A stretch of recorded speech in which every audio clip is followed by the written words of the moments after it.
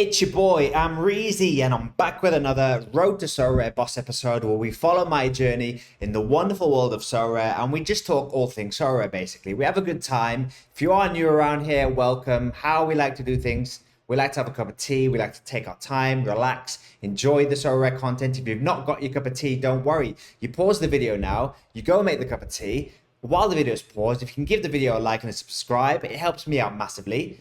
That's all you have to do. Unpause the video. Let's talk Sorare. So we are well and truly into the Euros now. We're in the middle of the group stage, second set of games.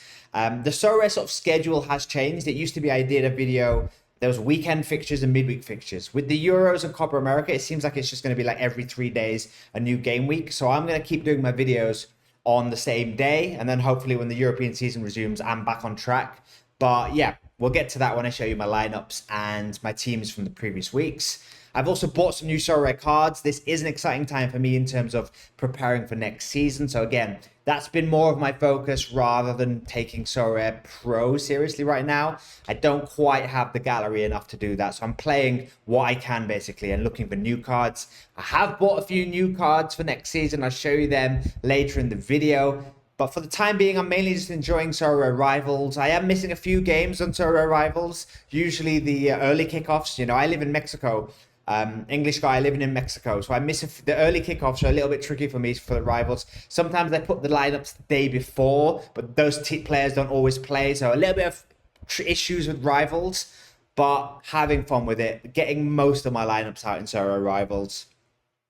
And yeah, having a good time, enjoying the Euros. It's been a great Euros, a really entertaining Euros. As an England fan, a little bit frustrating how England are playing, how Southgate's managing the team. We're not going to get into that in this video. We're going to talk Sorare in this video, so let's start off by looking at how I did last weekend in the wonderful world of Sorare. So this is how I did in what was, I think, last weekend, June the 14th to the 19th. It was the first set of Euro fixtures, and as I said on last week's video, I've not really got much of a chance here in the Euros. I'm mainly just putting out 4 cards that I think could do really well. And if all 4 do well with my DMP goalkeeper, I might pick up a reward. But mainly, I'm hoping maybe I scrape a reward and collect some of this Sorare essence that's now suddenly you can see it here. I've not got any yet because I've not won any boxes, but maybe I can win 1 or 2 boxes if I scrape a reward, but I'm not really expecting much. I'm mainly building XP for next season and also kind of just seeing who my players are that are good for the international tournaments, because one of the things for me is, you know, I've only been playing since December last year. So I've never really taken any of the international breaks seriously, but what this Euros is teaching me is players like, for example, you can see here on screen, Mark Cucurella. He's a good card for me. Even if he stops playing for Chelsea, it seems like he's in the Spain fold. The manager currently likes him. He can get a few Spain games, so in future international breaks, Cucurella is now a card I can kind of be like, well, you know, I can keep him just on the side. He helps with my Chelsea collection. And maybe if he drops out the Chelsea team, I can still bear him in mind for Spain games. So yeah, just looking at this team here, he was the only one to really get excited about. I didn't take this team so seriously. This one was the most biggest gamble of the lineups. The other ones I took more seriously. The strongest teams I'm putting out are in cap 220 because I figured I might be one of the few people putting the goalkeeper DMP in there and using all my scores out here. So I did go for Daniel Munoz, didn't really do much. Kispi at Peru, didn't do much. Shah, again, didn't do much. And Broya also didn't do much. None of these guys really smashing. I think Munoz is still a good card for the Copa America. I think he's a very attacking defender still. Broya, he started this game against Italy, but then he didn't start the second game. So I don't know if Broya is going to be the #1 Albania striker anymore. So he might not be as good of a card as I thought might be a gamble. These 2 boys still do play, but I think they need a really good fixture and they need a good performance for them to ever get a good score. If we look at my 240, again, Enzo Fernandez is now back for Argentina, which is good for me. Good for Chelsea next season. Enzo Fernandez is going to be playing games. He was injured for a while, so good that he's going to be getting his fitness back up. Let's see if he can keep playing for Argentina. When Argentina have good games, he's a great card because he's a really key player in that Argentina midfield. Gets a lot of the ball, makes a lot of passes, breaks up play a lot, so he gets good scores for Argentina. So hoping to see Copa America, some big scores for Enzo Fernandez. Who knows if I can piece that together with some of my Euro boys. Maybe we get some good scores. My two MLS cards, Omar Campos and Atuesta, both at LAFC, had a bit of a surprise score. They won 3-1, but didn't score well, so that was slightly frustrating for me. I didn't think LAFC were going to beat Orlando. They were favorites for that game. I think they're the better team, so I kind of hoped they would get better scores. They didn't, so in the end it didn't pay off. And then João Felix, I knew wouldn't start for Portugal, but I thought against Czech Republic, maybe Portugal go a couple of goals up ahead and then bring him off the bench. In the end, it was a much tighter game than they expected. They were losing for a lot of the game, and then they saved it right at the end. So they weren't going to rely on João Felix for that. So he never came off the bench. In my 270, Andy Robertson didn't have a good first game of the Euros. Bad score for Scotland, so 36 from him. Conor Gallagher came off the bench, and looks like Conor Gallagher won't be starting for the Euros anymore. It looks like Southgate's going to be playing Declan Rice and Trent Alexander-Arnold. They're the players he's played in the first two games, so I don't really see that changing. So I'm a lot less confident on Conor Gallagher getting good scores anymore in the Euros. Kovacic is a really good card for the Euros. He's put two good scores together for Croatia. He put this 68 here, and then in the second game he put in a good score. I'll show you that a bit later. He also put in a good score in the second game. So if Croatia stay in the tournament, Kovacic I really like as the card. He's kind of, I think, the most attacking of that midfield three, where they have Kovacic, Brozovic and Modric. Kovacic is kind of the most attacking one, and he's getting forward a lot. He is getting a lot of shots. He is spreading passes around, making dribbles. So I think Kovacic is a good card for me. Probably when Croatia have it, even if they don't have a good fixture, I think they've got maybe Italy as the last game of the Euros.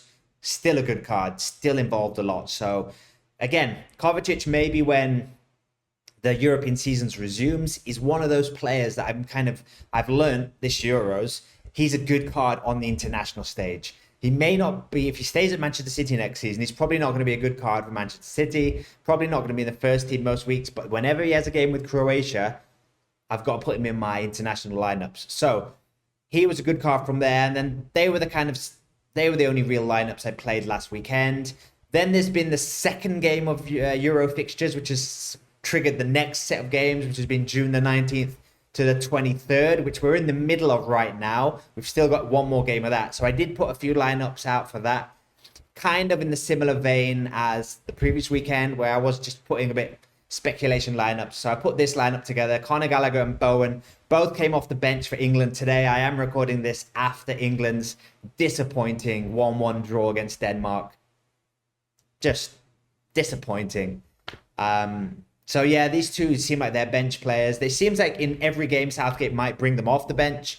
So they could still be like a really long shot if I kind of think maybe they come off the bench and do well, but not expecting much here. Areola won't be playing for France. And then I've put these guys in there. Cucurella could play for Spain today. I don't know if he's going to start. He did play well in the first game. So I'm hoping that he played well in the first game. They do have Ronaldo. They do have a good other option at left back, but I think he's kind of earned the right to start against Italy. So if he does start, I'm hoping he has another game, and I've given him the captaincy. But this lineup's gone now. With these two giving me bad scores, I need all four to do well. So it doesn't really matter if João Felix comes off the bench and does well for Portugal, or Cucurella. That lineup's gone. The other lineups I put out were some Cap 220. So as I was saying earlier, Kovacic had a really good game yesterday. 107 score from Kovacic. Robertson was a bit of a letdown. I was kind of hoping for a better score from Robertson. I thought Scotland might really bounce back from that Germany game and try and just really be a bit more attacking, a bit more adventurous. And 50 score from Robertson isn't great. Probably means my only chance at winning a reward here is if Jimenez does really well and Enzo Fernandez does really well. It could happen. Mexico could get a good score against Jamaica in their first game in Copa America. And Jimenez looks like he's going to be the main striker for Mexico. So if they do well, he gets a goal. Maybe these two get really good scores. Argentina playing Canada. So they'll be favorites for that. Big chance for those two. They could do well. Could still get something maybe from the 220. The 240's kind of gone as well. I played Campos. And I played the two LAFC guys again. They did better than last week, but still not great. 57 and 53. Fabian Schär as well didn't do great. And then Broja didn't come off the bench at all for Albania. So nothing's going to happen from the 240 league. And then all of my 270 players have yet to play. Argentina are playing later against Canada. Kispi for Peru, maybe he does well. Quinones again, should be in the lineup for Mexico. Should be playing on the left wing for Mexico. So I'm going to captain him mainly because I want to watch that game and cheer on Mexico. So I've got 2 players still to play in the Mexico team, and then Paulinho. I'm not really expecting much, but I kind of ran out of players to play. So Paulinho doesn't seem to be starting for Portugal anymore, even though he did start a few of the pre-season games for Portugal before the Euros. So I did think maybe Paulinho will start for Portugal in the Euros, but it seems like that's not the direction Martinez is going. So Paulinho is not going to be happening. And I've thrown together. Oh no, we've seen this one already. This is not going to win any rewards. So those are my lineups, how I did last week and how I'm currently doing in the current game week. I have bought a few cards, which is kind of exciting me more, keeping my eye on bargains. I've only bought 3 cards this week, which is less than last week. Last week I did buy, I think 6. And it's mainly strikers. So I think last week I showed you I'd bought Dwight McNeil, Kudos, and this defender Bauer. Kudos, excited about Kudos. And I have been really going for forward cards because last season I really struggled with forward cards. My Premier League's forwards were only Sterling and Awoniyi. So I've since been buying in a lot of Premier League forwards. I've brought in Jared Bowen, Duran at Aston Villa, Dwight McNeil at Everton, and now I've bought 2 more. Nicholas Jackson at Chelsea and Dominic Solanke. Dominic Solanke, I think, a really good player for Bournemouth. When Bournemouth have a good fixture, he's pretty much the focal point for their attack. Last season scored a lot of goals. I do think he's a little bit undervalued. I do think if he has a good season or possibly moves, I think Solanke is one more good season away from one last big move. I think he's still got a big move in him. Maybe he moves in the summer. More likely he stays at Bournemouth, has a good year and moves. But I think at Bournemouth last year, he put up some really good scores. So I'm excited to see what Solanke can do next season. If we look at his past scores, we've got 64, 64, 73, 70, 75. I think, he's kind of proven himself. There's a really good period of play of here where he was on a lot of good scores in this period. So if he can continue that form for Bournemouth, if Bournemouth strengthened as well, Bournemouth stayed in the Premier League for another season that wasn't guaranteed last year. I think if Bournemouth now sign 1 or 2 more players to kind of help him, as long as they don't sign another striker to compete for his place, which I don't think they'll do because I think he's good enough to stay their number 1 striker. If they can just get a few more pieces around him, I think Solanke could be a really good card next year.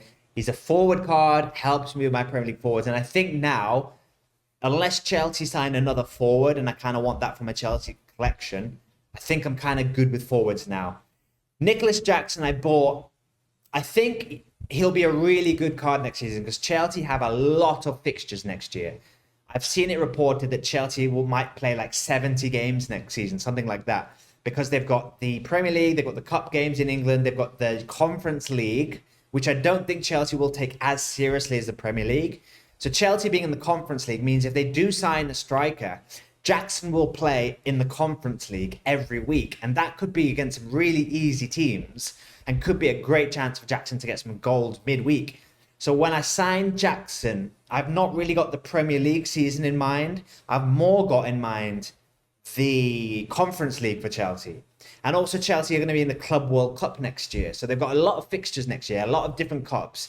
And I think even if Chelsea sign a striker, Jackson should be the backup and play in all of the cup competitions and be a really good midweek card for me. So I'm really excited about Jackson being the Conference League striker for Chelsea next year.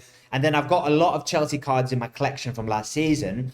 I can probably piece together all of the backup players, the likes of the defenders. I've got about 6 Chelsea defenders. So once I know who the starters are, I'll be able to work out who the backups are and play them alongside Jackson. And Chelsea should do well in the Conference League, even if it's the B team. So excited about Jackson, excited about Solanke. And then Ziyech is a bit of an interesting card for me. I think he helps with my Chelsea collection from last season. I've got a lot of cards from this Chelsea season. So I bought him to add to that collection.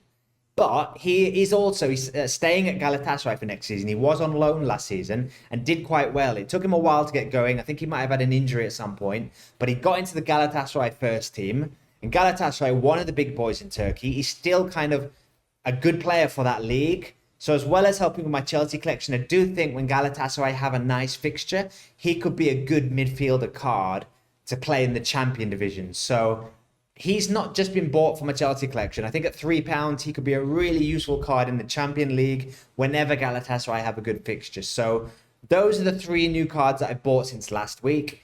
My buying is going to kind of slow down now. I do think there's a bit of a weird moment within the card prices where there was a little bit of a dip after the European seasons ended. Now with the Euros, it seems like the prices are kind of staying at a bit of a... They've gone up a little bit, but they kind of seem to be staying quite even. I'm kind of now waiting for the Euros to finish. Or not so much finish. I think what I'm waiting for is teams to get knocked out of the Euros. So, for example, once, say, England get knocked out, I think a lot of the England cards will suddenly go down in value. There should be a period between the Euros ending when a team's out and the European season starting when some people get frustrated. Maybe some people bought players just for the Euros. And I'm kind of hoping that those managers sell their cards as soon as that card is been knocked out of the Euros. That's when I'll be looking for bargains. I'll be looking to see where my cards that I'm trying to get fit in and where I can get a bargain. So I think for the next few weeks, my spending might slow down. I've still got this much in my kind of budget for next season. I've still got maybe a Chelsea goalkeeper in mind once I know who the Chelsea goalkeeper will be, and maybe a Chelsea striker if they sign someone. If Chelsea don't sign a striker, Jackson could be an even better card because he could be the #1 striker next year. So yeah, I don't think Jackson's a gamble. If he's the first team striker, really good. If he's the B team striker, I get to play a midweek competition. So those are the cards I bought. Let's finish this week's video by taking a look at my lineups for the next round of Sorare games. So we are continuing with our Hail Mary plays here. We are continuing with the long shots, with the big gambles. And once again, I'm going to be going capped leagues in the Euros and now Copa America. So I do have, maybe I've got more of a chance of scraping a reward now that Copa America is starting this game week. I've got a chance for a few Mexican cards as well as the Copa America and a few Argentinian cards. So maybe I've got a slightly better chance of getting some rewards now. So I'll be going for 220 as my kind of main threat. DMP goalkeeper as usual. Andy Robertson, I'm going to go for a big play here. I'm going to hope Scotland have to win this game if they want to kind of have any realistic chance of qualifying. It's against Hungary. I don't know. I don't know what to expect. I do think even if Scotland concede, if they score, maybe Robertson's involved with the assist or the corner or maybe a goal if he's bombing forward. You know, I do think he's the main man for Scotland in that team. So if Scotland are going to get anything from that team, I'm going to go for Robertson. I'm going to captain Robertson because I kind of have a feeling maybe Scotland do well. So with that in mind, I'm going to put Robertson. I did talk about Kovacic earlier, and I was tempted to captain Kovacic. I think the captaincy was between Robertson and Kovacic because they both seem to be the main guys at their team, and that's my kind of thinking about picking them as captain. But I think because Kovacic is playing Italy, harder fixture, that's why I didn't go for him. But I still expect Kovacic to be involved in play. Croatia really need the win as well. And I do think these lineups could change after tonight because Spain and Italy are playing each other tonight. So I could change these lineups depending on how that game goes. If Italy lose against Spain, then that Croatia-Spain-Italy game becomes really important. If Italy beats Spain, maybe Italy don't need to try as hard against Croatia. Maybe that gives Croatia the advantage and maybe Kovacic is a better card. If Cucurella does well for Spain today, maybe I keep him in my team. If Cucurella doesn't play today, maybe I take him out of this week's team. So a few things could change, but this is how my lineups are looking so far. And then this will be Copa America Game 2. So we also have Copa America Game 1s to happen in the current game week. I'll see how Mexico do. I'll see how Argentina do. If they do well, and if Jimenez and Fernandez do well, they'll stay in my team for this week. Jimenez will play up front. Enzo Fernandez will be in midfield. And that'll be the 4 guys that I go for in this game week. At 240, Cucurella, if it looks like he's going to play, I'll start Cucurella. Conor Gallagher, I've put in here as a long shot. Basically, I think Jared Bowen and Conor Gallagher, I'm putting in just in case Southgate tries to mix things up. It will be the 3rd group game. England were terrible against Denmark, and maybe Southgate makes a few changes. I don't think he can start with the same lineup for a 3rd game in a row. And he does seem to like Gallagher. He does seem to like Bowen. He's brought them both off the bench in both of the first two group games. So with that in mind, and with an easier fixture than Denmark, I'm kind of hoping, just for Sorare reasons, that he plays those two, maybe gives those two a start, maybe drops Trent from midfield, maybe drops Foden and plays these two guys instead. If he does, it's a good fixture and I'm putting them in there. And if that works, I'll captain Gallagher because he should do well if he starts. And then João Felix is in there because Portugal might rest a few players for their last game. And if they do, Felix might get a start. If he does, he's in the lineup. Again, all of these lineups are really long shots. And then 270 similarly is Munoz for Colombia. I've got to see how he does in game week 1 for them in the Copa America. But then I'll see how he does. If he looks good, he'll be in the team. Same with Quispe at Peru. If he looks good in the first game, I'll keep him in for this one. Neto, for similar reasons to João Felix, I'm going to be playing in case they rotate the squad for the last game, Portugal. And if they do, I think Neto's got more of a chance of playing for Felix because Neto came off the bench in the last game for Portugal, whereas João Felix didn't. So with that in mind, I'll captain Neto because if he does play, he's likely to do better than Felix. So I'll captain him. Quinones for Mexico, hoping he does well. Also with Quinones, a big thing I'm hoping for him is that he stays at America in Liga MX. There has been a lot of rumors that he's going to leave America and go to the Saudi league, but as of yet, the Saudis haven't made any offers. He's still an America player. I think America have set an asking price, maybe around 15 million. I'm just hoping that the Saudi teams don't want to buy him and that he stays in Liga MX because I did buy him for Liga MX. I did buy him as a striker to help with my Liga MX start cards because I've been struggling with forwards in the Liga MX region.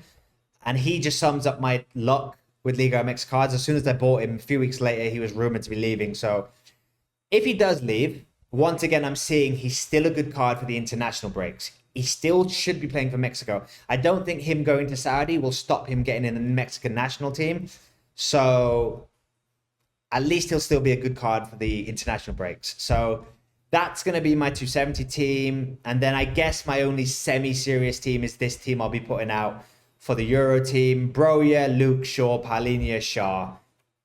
I don't think any of these guys. Shaw, I think, is going to be the only player to play. Luke Shaw, I put it maybe because he's ready. Maybe I don't know how Luke Shaw has been doing in training with England. Maybe he's ready to start a game. I don't know what his fitness is like. So I'm just putting him in there as a really long shot. Broja, again, really long shot. Probably won't start for Albania. Maybe comes off the bench. Maybe Spain, if they beat Italy tonight, maybe Spain don't need to try as hard against Albania. They put a B team out and Albania gets a surprise win. If they do, maybe Broja comes off the bench and scores.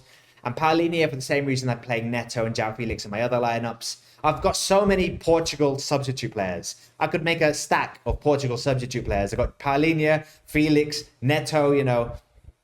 So maybe on game week, the last game week of the group stage, maybe they all play for Portugal and who knows. So those are my long shot lineups for the weekend, or not even the weekend, June the 23rd to June the 27th. Let me know what you think, guys. Let me know if you've got any more recommendations, what you think of my signings so far. I do really appreciate all the comments I get on the channel. We are still fairly new here. It's all appreciated. Thank you for all of the previous comments. Thank you for all of the latest subscribers and the people that like my videos. It really does help. I'm really grateful for everything. See you all next week, guys. Peace.